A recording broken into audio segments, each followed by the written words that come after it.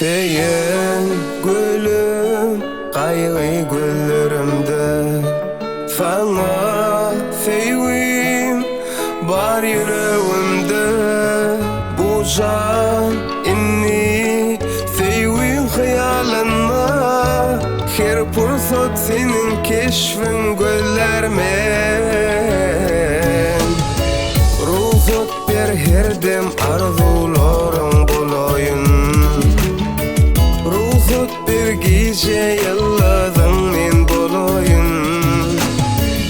unutup bilmersin arzulan dolmasa niçin yüreğimi munşa kıynarsen ruhsat bir her gün senin elin çekeyim ruhsat bir her dem arzuğunda kalayım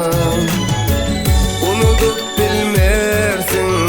arzulun dolmasa düşün gülüm her övemin yüreğim vermerin ya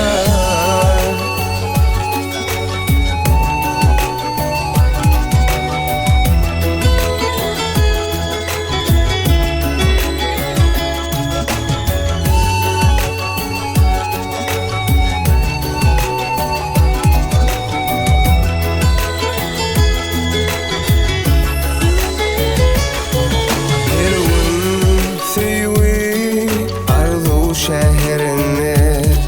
yatlap gidiyen baktın yollarına ne de sana sevim aydaya men senin arzuğunda yaşayan açık günlü arzu hayalimda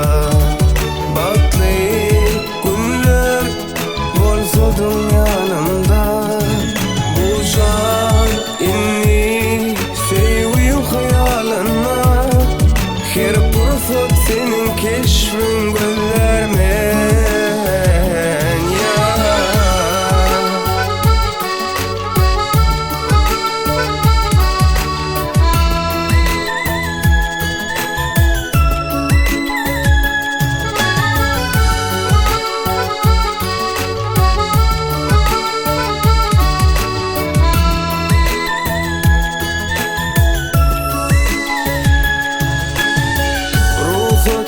her dem arzularım bolayın ruhsat bir gece yılladım men bolayın unutup bilmersin arzulun dolmasa niçin yüreğimi munşa kıynarsen